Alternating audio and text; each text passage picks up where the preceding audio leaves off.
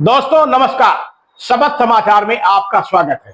दोस्तों, खबर को विस्तार से जानने के पहले आप हमारे चैनल को सब्सक्राइब कर लीजिए, लाइक कर लीजिए, साथ में कमेंट करिए ताकि हमारी खबरें आपके पास तक पहुंच सके और हर रोज हम सियासत से लेकर के समस्याओं तक की खबरें आप तक पहुंचाने का काम करते हैं। दोस्तों, पेश है आज की मुख्य खबरें। यूपी के गोरखपुर में मुख्यमंत्री योगी आदित्यनाथ ने सपा और कांग्रेस पर तंज कसा।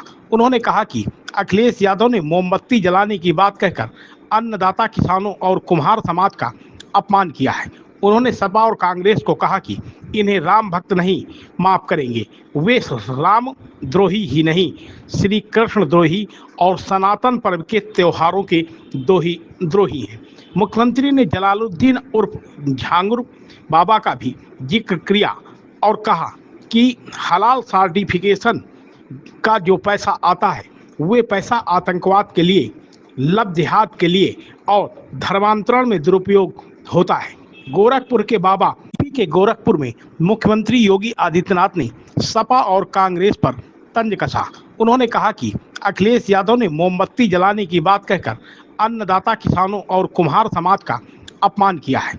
उन्होंने सपा और कांग्रेस को कहा कि इन्हें राम भक्त नहीं माफ करेंगे, वे राम द्रोही ही नहीं, श्री कृष्ण द्रोही और सनातन पर्व के त्योहारों के द्रोही हैं।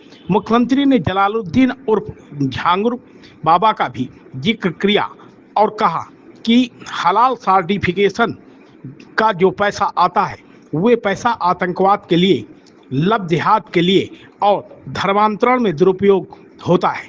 गोरखपुर के बाबा गंभीरनाथ प्रेक्षागृह में मंगलवार को आयोजित राष्ट्रीय स्वयंसेवक संघ के शताब्दी वर्ष पर मुख्यमंत्री योगी आदित्यनाथ ने कार्यक्रम में संबोधित करते हुए कहा कि सपा को दिया जलाने पर भी परेशानी है। सपा प्रमुख कहते हैं कि दिया जलाने की आवश्यकता क्या है, इससे अच्छा मोमबत्ती जला लेते, इसकी आवश्यकता क्या, वे अन्नदाता किसानों का अपमान कर रहे हैं। सीएम योगी ने कहा उनका यह बयान तिलहन की पैदावार कर दियों को तेल देने वाले अन्नदाता किसानों और मिट्टी के दिए बनाने वाले कुम्हारों का अपमान है। मुख्यमंत्री अखिलेश यादव को कहा कि आपको कंस और दुर्योधन प्यारे हैं, आप उनकी मूर्ति लगाइए, वो रामद्रोही ही नहीं कृष्ण द्रोही भी हैं और सनातन पर्व त्योहारों के द्रोही भी हैं। कांग्रेस श्री राम कृष्ण को नकारती थी और दुनिया अयोध्या में आकर के अभिभूत हो रही है। मुख्यमंत्री ने कहा कि कांग्रेस ने अदालत में एफिडेविट देकर कहा था कि भगवान राम और कृष्ण मिथक है, यह कहकर हिंदू आस्था को अपमानित किया था और समाजवादी के कृत्यों के लिए कोई भी राम भक्त उन्हें माफ नहीं कर सकता। किस निर्ममता के साथ राम भक्तों पर गोलियां चलाई गईं। जिन लोगों ने अयोध्या में राम भक्तों पर गोलियां चलाई थी, जो लोग रामलला की मूर्ति को राम जन्मभूमि से हटाने का आदेश जारी करते थे और राम भक्त के अस्तित्व पर प्रश्न खड़ा किया था, मुख्यमंत्री योगी आदित्यनाथ ने जलालुद्दीन का भी जिक्र किया। उन्होंने कहा कि बलरामपुर जिले में जलालुद्दीन उर्फ झांगुर बाबा को भी आपने देखा होगा। काल प्रेमी बनकर वो व्यक्ति षड्यंत्र को अंजाम देता था। झांगुर ने रेट तय कर रखा था, अपर कास्ट बालिका के लिए कितना पैसा देगा, पिछड़ी जाति अनुसूचित जाति के लिए कितना देगा, अलग अलग रेट थे। मुख्यमंत्री ने कहा जलालुद्दीन के पास पैसा कहां से आ रहा था, दूसरे देश से नहीं, आपके पास से ही आ रहा था। उन्होंने कहा कि हमने जब कार्रवाई की तो 25,000 करोड़ रुपए देश के अंदर हलाल सर्टिफिकेशन पैसा होता है। ये सारा का सारा पैसा आतंकवाद के लिए, लव जिहाद के लिए और धर्मांतरण में दुरुपयोग होता है। मुख्यमंत्री ने अपील किया कि अगर कोई सामान खरीदते हैं तो हलाल सर्टिफिकेट जरूर देखें और सामान खरीदते समय जीएसटी अवश्य दें। यह भी देखें कि वस्तु पर हलाल सर्टिफिकेट ना हो। शपथ समाचार ब्यूरो। परसों हम लोगों ने अयोध्या में 26,17,000 दीप प्रज्वलित किए हैं। 26,17,000 दीप प्रज्वलित किए हैं अकेले अयोध्या में। पूरे प्रदेश के अंदर जो मेरे पास आंकड़े आए थे कि उस दिन 1,51,00,000 दीप अलग अलग स्थानों पर प्रज्वलित हुए थे। यानी ये वही प्रदेश है। और समाजवादी पार्टी को इसमें भी परेशानी थी। आपने देखा होगा, उन्होंने कहा ये दीप जलाने की आवश्यकता क्या है।